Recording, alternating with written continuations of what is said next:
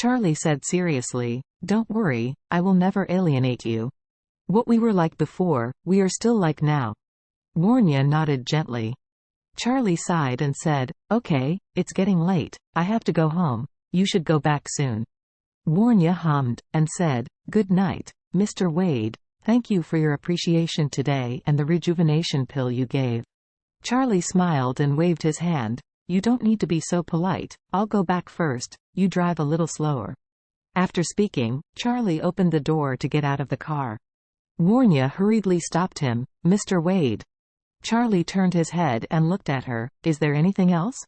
Warnya blushed pretty and said shyly, "It's okay, I just wanted to tell you that it was my first kiss just now." Even Charlie blushed a little by her words. He didn't expect Warnya to still retain the first kiss, and also gave the first kiss to him.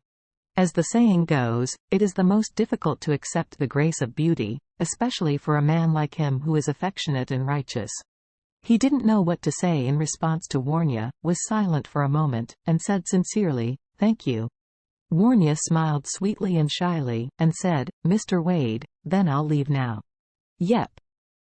After getting off the car, watching Warnya drive away from Thompson, he stood there for 10 seconds before turning around and entering the gate of Thompson.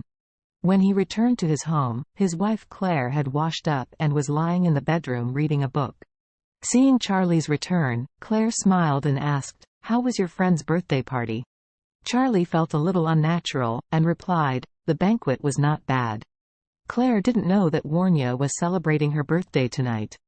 This was mainly because Charlie didn't want her to think too much, so he didn't say it. Claire didn't find anything wrong with Charlie. She put down the book in her hand, looked at Charlie, and said with some embarrassment, "Husband, can I ask you something?" Charlie hurriedly said, "What are you doing so politely with your husband?" "Just talk about it." Claire said, "I have a high school classmate who is going to get married sometime later. They came to my studio today to give me invitation.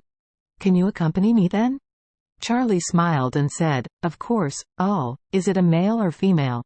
"Female." Claire said, "When we were in the 3rd year of high school, we had been at the same table for a while." Charlie nodded and said, "Since it is a wedding at the same table, we must go." Claire hesitated and said, Husband, I have one more thing I want to ask you for help." Charlie said, "You just say it." Claire said seriously, "This high school classmate's life is not very good. The family has always favored boys over girls and didn't care much about her, and she was married by Fengza this time, so her husband's family is not very esteemed at her. She thinks today. She begged me to drive my BMW to make her the first car for her wedding. She may think that the BMW is already very luxurious, but you also know that nowadays in the city, the first car for the wedding team is at least for a luxury car over $1 million class.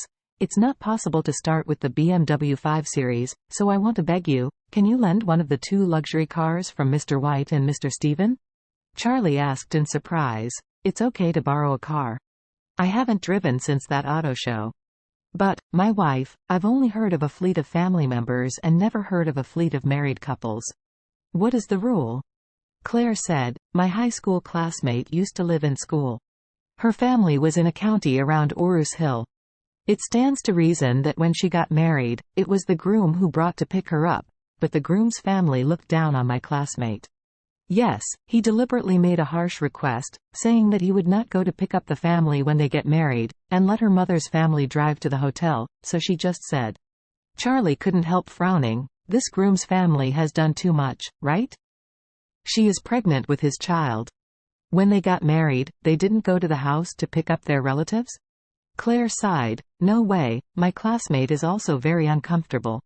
The man's family despises her and is unwilling to give a penny gift. Her mother's family originally expected her to have some gift for her brother when she got married. When she bought a house, they didn't give her a penny, so my classmate's family didn't want her to marry, but my classmate insisted on marrying, so whether it's her future husband's family, or her own family, they all have opinions on her. It is kind of pitiful." Speaking of this, Claire hugged Charlie's arm and swayed vigorously, begging, "My husband, I know you have the best skills, and I know that you are usually low-key, but can you help? On the day of my classmate's wedding, she can drive a sports car to marriage?" I also wanted to save her face so that her husband's family would not bully her too much in the future. Please, husband. Charlie smiled slightly and said dozedly, since she's your high school classmate, how can you drive one? Just leave both of them. Then I will drive one by myself. You drive one. You drive one. With your classmate, are you satisfied with this arrangement? Claire was overjoyed, immediately hugged him, kissed him on the lips, and said happily, satisfied. So satisfied. You are really the best husband in the world. Charlie was stunned on the spot. What happened to him today? Is the peach blossom blooming?